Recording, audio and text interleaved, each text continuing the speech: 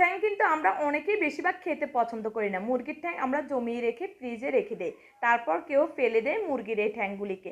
আজকের এই রেসিপিটা দেখলে তোমরা মুরগির ঠ্যাংয়ের অনেক বেশি পছন্দ করে চেটে পুটে খাবে, বাচ্চা সহ বড়রা। আসসালামু আলাইকুম গাইস, আরেকটি নতুন ভিডিওতে সবাইকে স্বাগতম জানাচ্ছি। তোমাদের সঙ্গে আজকে মুরগির ঠ্যাংয়ের রেসিপিটা শেয়ার করব। এটা এত বেশি মজা হয় খেতে, আর বাচ্চাদের তো অনেক বেশি পছন্দের। তো আমি সবার প্রথমে কিছু মুরগির ঠ্যাং ছিল আমার ফ্রিজে, আমার বাচ্চারাও খেতে পছন্দ করে না, আমিও পছন্দ করি না। তো এই রেসিপিটা আমি 3-4 বার করেছি, তারপর থেকে আমি কিন্তু মুরগির ঠ্যাং একদমই ফেলে দিই না। আমি এইভাবে মুরগির ঠ্যাংটা করে দেই, আর বিশেষ করে পরোটা রুটির সাথে অনেক বেশি ভালো লাগে। তোমরা চাইলে ভাতের সাথেও খেতে পারো। তারপর আমি মুরগির ঠ্যাংগুলোকে ভালোভাবে ধুয়ে একটু হলুদ আর লবণ দিয়ে আমি একটু হালকা সিদ্ধ করে নিয়েছি। এখানে 20%-এর মতো সিদ্ধ করে নিলে হবে, যাতে শুধুমাত্র চামড়াটাকে আমরা একটু উপর থেকে তুলে নিতে পারি। কিন্তু আবার বেশি তোমরা সিদ্ধ করতে যেও না, তাইলে একদম মাংস সহ উঠে যাবে। তারপর আমি আস্তে আস্তে কিছুটা সময় নিয়ে এই মুরগির ঠ্যাংয়ের উপরে চামড়াগুলোকে ফেলে দিয়েছি। তোমরা দেখবে একটু তৈলাক্ত তৈলাক্ত ভাব চলে এসেছে এটাকে সিদ্ধ করার পরে। আর তোমরা কিন্তু অবশ্যই একটু 20% মতো এটা সিদ্ধ করবে, এর চেয়ে বেশি সিদ্ধ করবে না। তো এই যে আমি বেশি করে একটু পেঁয়াজ দিয়ে দিয়েছি এখন পাইপ্যানের মধ্যে।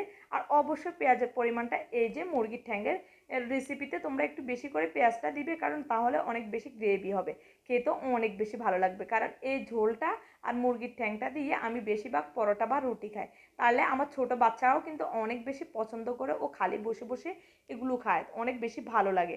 তো সব ধরনের আমি মশলা এখন অ্যাড করে দিচ্ছি, আর আমি সরিষার তেলে রান্নাটা করতেছি অনেক বেশি টেস্ট হওয়ার জন্য।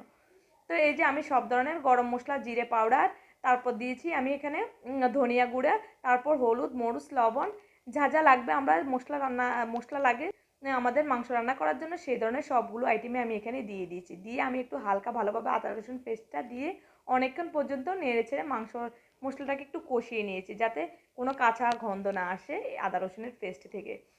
তারপর আমি এখানে একটু সামান্য গরম পানি অ্যাড করে দিয়ে এখন আবার ভালোভাবে মশলাটাকে আমি কষিয়ে নিচ্ছি। তো এই যে তোমরা দেখতেই পাচ্ছ একটা গ্রেভি কিন্তু ভাব চলে আসছে, আর তেলও কিন্তু উঠে যাচ্ছে, তেল উঠে আসছে, আর মশলাটাও মাখা মাখা হয়ে গেছে। বুঝতে হবে যে তখন কিন্তু আমার মশলাটা একদম রেডি। তারপর আমি এই মুরগির ঠ্যাংগুলা পরিষ্কার করে রেখেছিলাম যে, সেই ঠ্যাংগুলা দিয়ে ভালোভাবে নেড়ে চেড়ে এখানে মশলার সাথে অ্যাড করে নেব। তো এই যে সেটা তো তোমরা ভিডিওতে অলরেডি দেখতে পাচ্ছ। যদি ভালো লাগে অবশ্যই একটা লাইক দিবে, একটা কমেন্ট করবে, অবশ্যই আমার পেজটিকে ফলো দিবে। আর যদি আমার ইউটিউব চ্যানেল থেকে ভিডিওটা তোমরা দেখে থাকো, তাহলে অবশ্যই আমার চ্যানেলটিকে তোমরা সাবস্ক্রাইব করে নেবে। জাস্ট যখন মুরগির ঠ্যাংগুলো একটু কষিয়ে ভালো করে নিয়েছি আমি, তারপর আমি কি করেছি এখানে কিছু মাংস অ্যাড করেছিলাম। কারণ কিছু মাংসটা অ্যাড যদি আমরা করে দিই সাথে, তাহলে কিন্তু আরও বেশি ভালো লাগবে খেতে। তো তোমরা চাইলে শুধুমাত্র মুরগির ঠ্যাংটাকে আলাদা করেও রাখতে পারো। আমি কিছু মাংস দিয়ে দিয়েছিলাম একটু আরও বেশি ভালো লাগার জন্য।